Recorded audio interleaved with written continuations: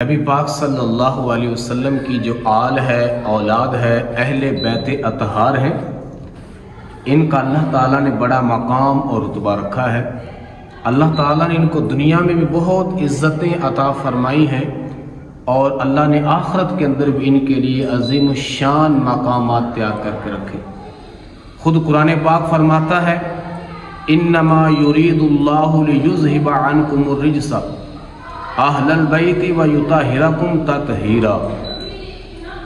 اللہ فرماتا ہے کہ اے نبی کے گھر والوں، اللہ تعالیٰ تو یہی چاہتا ہے کہ تم سے ہر ناپاکی دور فرما دے اور تمہیں پاک کر کے خوب ستھرا کر دے۔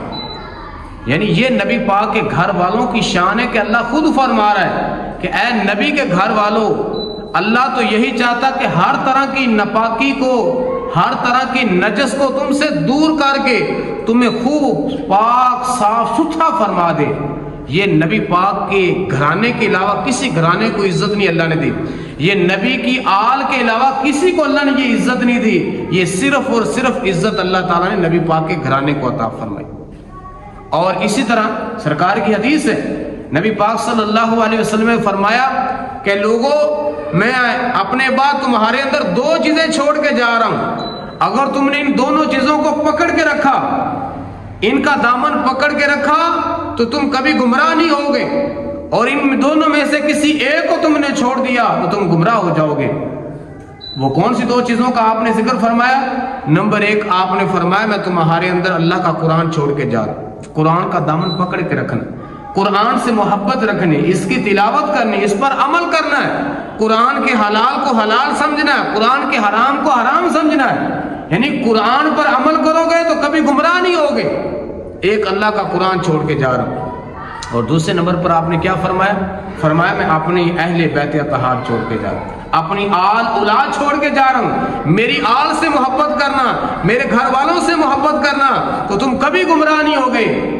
آج اگر ہم چاہتے ہیں کہ ہماری دنیا میں بھی کامیابی ہو اور کل قیامت والے دن اللہ اس کے رسول کی بارگاہ میں ہم کامیاب ہوں، تو پھر اس کا جو طریقہ نبی پاک نے ہمیں بتایا ہے کہ ہم دنیا میں رہ کر قرآن سے محبت کریں اور نبی کی آل سے محبت کریں۔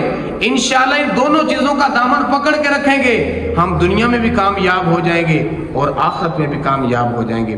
اور کسی شاعر نے کیا کہا تھا، بڑی پیاری بات اہل بیت اطہار کے حوالے سے، کہ ان کی پاکی کا خدائے پاک کرتا ہے بیان۔ جس طرح شروع میں ہم نے آیت کریمہ سنی کہ اللہ تعالیٰ نے نبی پاک کے گھرانے کے حوالے سے فرمایا کہ اہل بیت اللہ تو یہی چاہتا ہے تم سے ہر ناپاکی دور کر دے۔ اسی پر شاعر کہتا ہے کہ ان کی پاکی کا خدائے پاک کرتا ہے بیان، آیت تطہیر سے ظاہر شان اہل بیت، ان کے گھر میں بے اجازت جبریل آتے نہیں، قدر والے جانتے ہیں قدر و شان اہل بیت۔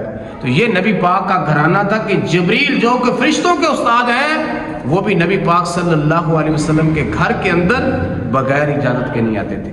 اس لیے کوشش کریں، اگر ہم چاہتے ہیں ہم دنیا میں بھی کامیاب ہوں، آخرت میں بھی کامیاب ہوں، تو میرے آقا سے بھی محبت کریں، اور میرے آقا کی نسبت سے نبی پاک کی آل، نبی پاک کے گھرانے والے جو ہیں جن کا تعلق نبی پاک کی ذات کے ساتھ ہے، اہل بیت اطہار، نبی پاک کی آل اولاد سے بھی دل و جان سے بڑھ کے محبت کریں۔ انشاءاللہ اللہ تعالیٰ اس کی برکت سے ہمیں دنیا اور آخرت میں کامیابی عطا فرمائے۔